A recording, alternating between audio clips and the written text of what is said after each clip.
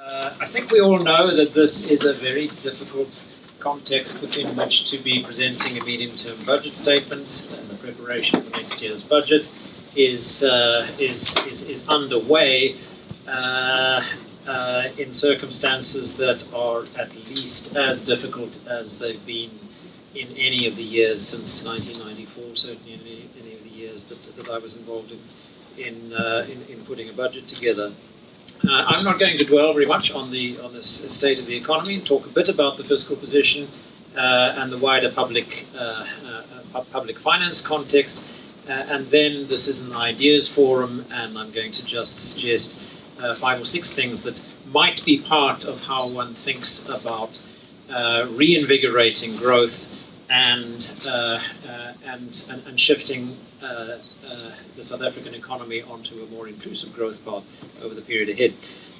So the economic context, and it's as the background within which the budget and fiscal policy is put together, is difficult not just because growth is low. In February, growth was projected at 1.3% for the year. It's going to be less than that, probably about half that for the year in real terms. That's not the only problem from a fiscal planning point of view. Low inflation is also a difficulty. If inflation turns out to be lower than expected, then the context within which nominal allocations have been made to departments, nominal projections have been made for salary increases and so on, also turn out to be under stress.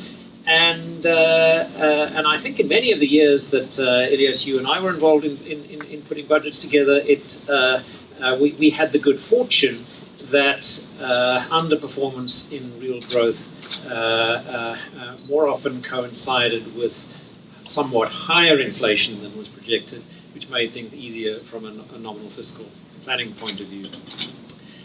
So we're certainly looking at a context in which the MTBPS is going to have to allow for revenue that will be well below the February expectations. There have been indications from some economists who watch the revenue numbers that we could be looking at a 40 to 50 billion rand revenue shortfall. That is a huge gap in the public finances. That's potentially a revenue shortfall of more than 1% of GDP. And so the deficit projection of about 3.5% of GDP is certainly going to be very difficult to achieve this year. And so the moderation or consolidation of the rising debt GDP ratio is, which has been projected for the last few years in the budget, is not going to be achieved within the time frame that was envisaged. So there's a debt and a fiscal policy problem associated with the size of the deficit. There have also been several commentators who've drawn attention to the challenge in public sector remuneration, and that is a large part of spending. And so, in a context where public expenditure is under stress, remuneration certainly has to be under the spotlight. I think it's important to say here that we're not looking at a blowout of public spending on wages and salaries. Remuneration is around 35% of consolidated national, provincial and social security and public entity spending.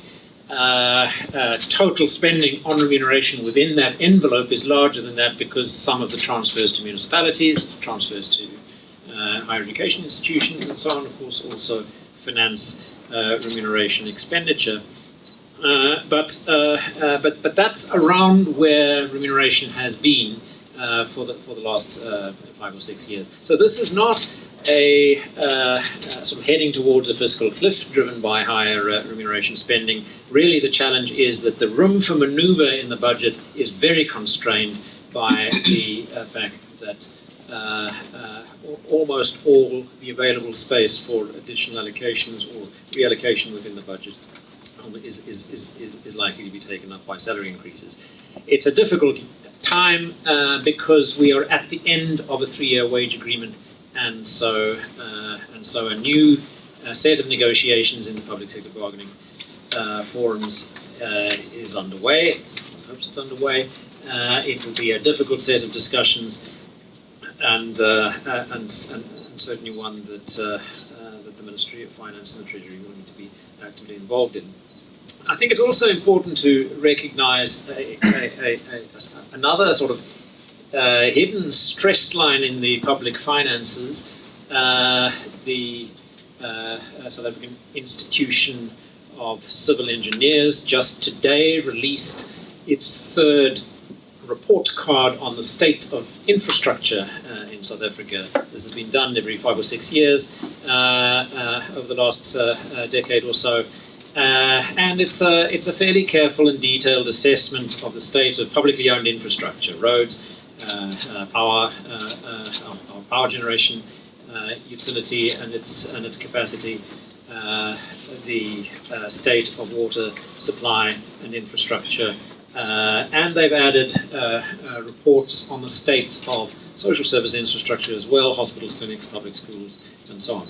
And the engineers have given the infrastructure a score of D+, but that isn't really the meaningful part of the analysis. Once again, the engineering community is pointing to shortfalls, particularly in maintenance, and if maintenance is inadequately provided for in infrastructure spending and in government accounts and in the public utilities that are responsible for infrastructure services, then that's a ticking time bomb. It's a worsening trajectory of backlogs in infrastructure maintenance that ultimately are going to have to be met. And for many years, the stated intent in public policy has been to shift spending towards capital spending and towards infrastructure. There have been years in which infrastructure spending has improved, but under circumstances of fiscal stress, with pressure on salaries, it's all too easy for infrastructure maintenance to slip away. And when there is poor governance and poor administration, poor contract management, challenges in the procurement environment, challenges that are in the newspapers all the day, every day, then that's all the more reason for concern about trends in capital and infrastructure spending. And a last point on the state of the public finances has to be about municipalities and the burden of local government. So local government allocations are about 10% of the consolidated national budget. It's not a huge part of the overall budget, but the stresses in municipal accounts and the quality of spending at municipal level, but in a more fundamental sense, the burden of an expensive and institutionally complex local government structure is going to have to be addressed at some point. For me, this is one of the largest and most important long-term reform issues for government. The duplication of responsibilities in our structure of local and district municipalities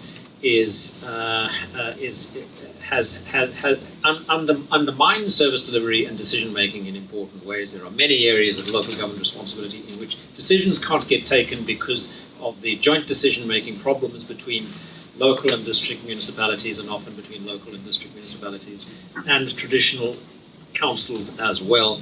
And so over and above the extra cost of the institutional arrangements, decision making is held back and constrained because of the architecture of our local government arrangements.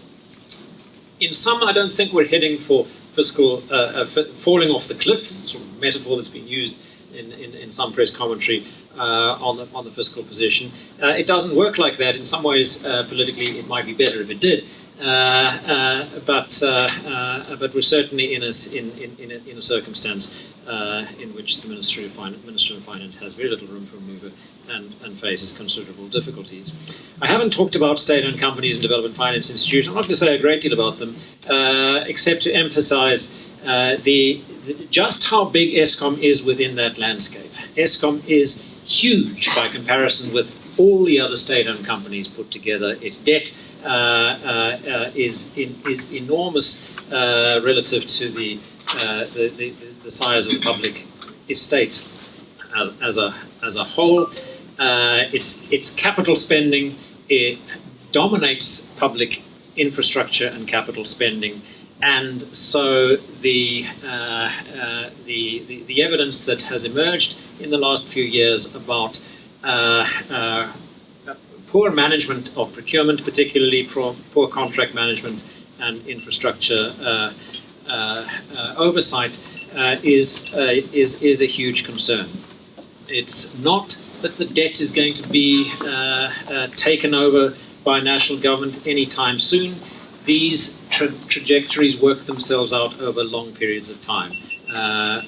But the kinds of restructuring to put our energy system on a more economically efficient and sustainable basis are very difficult, and they are enormously important. ESCOM is just so very large. In contrast, in the context of a state that notionally is committed to a strong leadership role from public entities and development finance institutions, state-owned banking and financial institutions in particular, our development finance institutions are astonishingly small. The Development Bank of Southern Africa, which in a sense is the flagship vehicle for public lending and financing of infrastructure, of the hugely important expansions in infrastructure investment that our municipalities have to undertake over the period ahead. And on most of the sort of stories wants to tell about how you get infrastructure spending in municipalities going more rapidly, there has to be some role for quasi-fiscal instruments, some role for budgetary supported lending, concessionary finance arrangements that contribute to, that are blended with finance that is raised by municipalities from the capital market on commercial terms. The Development Bank has a balance sheet of 30 billion rand. It is far too small relative to the challenges we face in infrastructure spending. Even the IDC, as a large industrial investment institution, has shrunk relative to the economy over the last 20 years. And as a point I make about the Development Bank, when it was started in the early 1980s by the former government, represented a three times higher share of GDP than it does now in its committed capital. The development finance institutions that are there to contribute to financing housing are so small they can be virtually completely ignored in the context of the housing finance challenges we face. And then lastly, a few ideas. So where would we want to go if we wanted to achieve through budgetary or broader government announcements a realistic prospect of stronger growth and more inclusive growth? And from the background from what I've said already, clearly it has to be about stimulating private investment and finding the kinds of blended finance arrangements in some cases where public programs and public financing facilities complement enhanced private investment. You're not going to achieve the kind of growth and improvement in economic performance that we are looking for simply by relying on a fiscal stimulus. Housing and municipal infrastructure, I've already talked about, are at the top of my list of what needs to be prioritized. We have seen a considerable slowdown in banking commitments to housing finance and property development over the last decade. That needs to be turned around. And in the longer term, the restructuring of state-owned companies and addressing the social security and health insurance arrangements that complement a strengthening of the minimum wage commitment that government and its stakeholders in NEDLAC have made would be on my agenda as well. So, thank you.